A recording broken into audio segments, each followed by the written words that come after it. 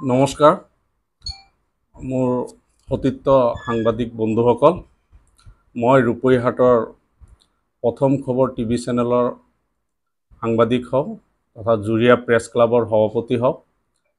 যোৱাকালি মই একাংশ পৰ্টেল চেনেলৰ আৰু ফেচবুক পেজত মই দেখা পাইছোঁ মোৰ বিৰুদ্ধে কিছুমান অপপ্ৰচাৰ চলাইছে। কামৰুজ্জামান নামৰ এজন ব্যক্তি কিছুমান অভিযোগ মিছা অপপ্ৰচাৰ চলাইছে। এইবিলাক সম্পূৰ্ণ মিছা আৰু ভিত্তিহীন। যিহেতু মই এজন সাংবাদিক, মই প্ৰায় 2টা যুগ সাংবাদিকতা কৰি আছোঁ আৰু এনেকুৱা আমাৰ কোনো ধৰণৰ এটা কথা উল্লেখ কৰিছে বিভিন্ন অপৰাধত জড়িত।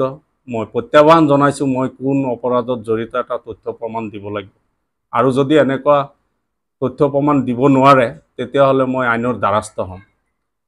ইয়াত ঘটনা যিটো হৈছে মোৰ ভাতৃ বোৱাৰী কছাৰীগাঁও গাঁও পঞ্চায়তৰ নৱগঠিত অগপ দলৰ সভানেত্ৰী হৈছে, সভানেত্ৰী নিৰ্বাচিত হৈছে আৰু যিজন ব্যক্তিয়ে এই অভিযোগবিলাক আনিছে সেইজন ব্যক্তি তেওঁৰ পত্নীক সভানেত্ৰীৰ কাৰণে বিভিন্ন ধৰণৰ অসৎ উপায় অৱলম্বন কৰিও লাভৱান হ'ব পৰা নাই, সভানেত্ৰী হ'ব পৰা নাই, তাক সমৰ্থন নকৰে কছাৰীগাঁওবাসী ৰাইজে তথা নিৰ্বাচিত সদস্যসকলে। মোৰ ভাতৃ বোৱাৰীৰ লগত সমৰ্থন দিয়া কছাৰীগাঁও জিপিৰ উপ সভানেত্ৰী পদত ছাবিনা ইয়াছমিনৰ স্বামী যোৱাকালি কালিয়াডিঙ্গা বজাৰত গৈছিলে। বজাৰত যাওঁতে এই কামৰুজ্জামান চৰকাৰ আৰু তেওঁৰ ভাতৃ লাট মণ্ডল, নুৰুজ্জামান হক চৰকাৰী চাকৰিয়াল আৰু লগত দুজনমান ব্যক্তিয়ে আগচি ধৰি আক্ৰমণ কৰিছে। তেওঁলোকক কিয় সমৰ্থন দিয়া নাই আৰু বিভিন্ন এটা পৰিৱেশৰ সৃষ্টি কৰিছে, তাত অশালীন ব্যৱহাৰ কৰিছে।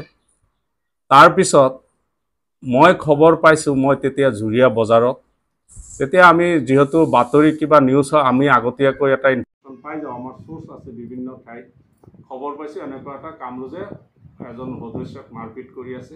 মোৰ ভাইটিয়েও ফোন মাৰিলে, তেতিয়া মই প্ৰথমতে জুৰিয়া আৰক্ষী থানাৰ ভাৰপ্ৰাপ্ত বিষয়া মহোদয়ক কৰিছোঁ, লগে লগে ভাৰপ্ৰাপ্ত বিষয়া মহোদয় গৈছে আৰু উপসভানেত্ৰীৰ স্বামীৰ পৰিয়ালৰ মানুহ আৰু কিছুমান ৰাইজ গৈছে। গৈ পেলাই ঘটনাস্থলীত এক বিশৃংখল পৰিৱেশ হৈছে। পিছত আমিও গৈছোঁ, দেখা পাইছোঁ, তাক গণদোলাই দিছে আৰু তাৰ পৰা আৰক্ষীয়ে তাক কৰি আনিছে। ইয়াত এটা দেখা গৈছে, একাংশই লিখিছে 7-8জনীয়া দলে, দুৰ্বৃত্তৰ দলে আক্ৰমণ কৰিছে। আচলতে ভিডিঅ' ফুটেজত আছেই, সকলো দেখাই যায়, শ মানুহ যিটো গণদোলাই হৈছে আৰু যিজন ব্যক্তিক এইটো কাণ্ড কৰিছে এইজন ব্যক্তিৰ কুকৰ্মৰ বিষয়ে মই ভাবোঁ আমাৰ প্ৰায় সাংবাদিক তথা ৰাইজে জানে। তাৰ বিৰুদ্ধে জুৰিয়া আৰক্ষী থানা, নগাঁও আৰক্ষী থানা, ডকাইতিৰ পৰা আদি কৰি আৰ্মছলৈ ধৰা পৰা বিভিন্ন গোচৰত অভিযুক্ত, পঞ্জীয়নভুক্ত কমচে কম 25টামান গোচৰ আছে এতিয়াও আৰু ইতিমধ্যে কিছুমান গোচৰ এতিয়াও জুৰিয়া আৰক্ষী থানাত আছে, পঞ্জীয়ন নাই আৰু সেইজন ব্যক্তি তেওঁ নিজে ইছ্যু ডাইভাৰ্ট কৰিবৰ কাৰণে উচ্ছেদৰ কথা কৈছে।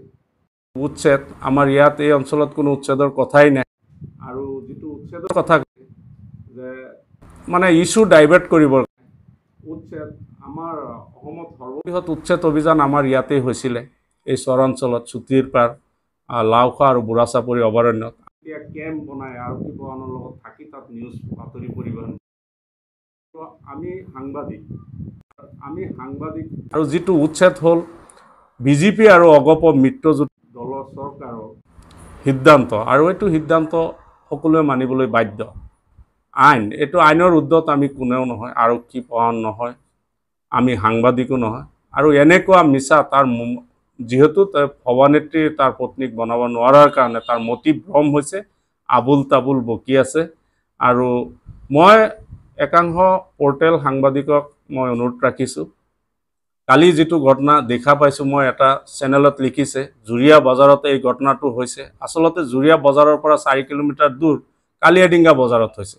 বাতৰি এটা পৰিবহণ কৰিলে প্ৰথমতে তাৰ বাতৰিটো এজনে কৈ দিলেই সেইটো বাতৰি পৰিবহণ কৰিব নালাগে। মই অনুৰোধ ৰাখিছোঁ যাতে তাৰ অলপ সত্যতা নিৰূপণ কৰিব লাগে। গতিকে এনেকুৱা যদি আৰু মিছা অপপ্ৰচাৰ এনেকুৱা আবুল তাবুল বকে তেতিয়াহ'লে মই সেই ব্যক্তিজনৰ বিৰুদ্ধে মই আইনৰ দ্বাৰস্থ হ'ম।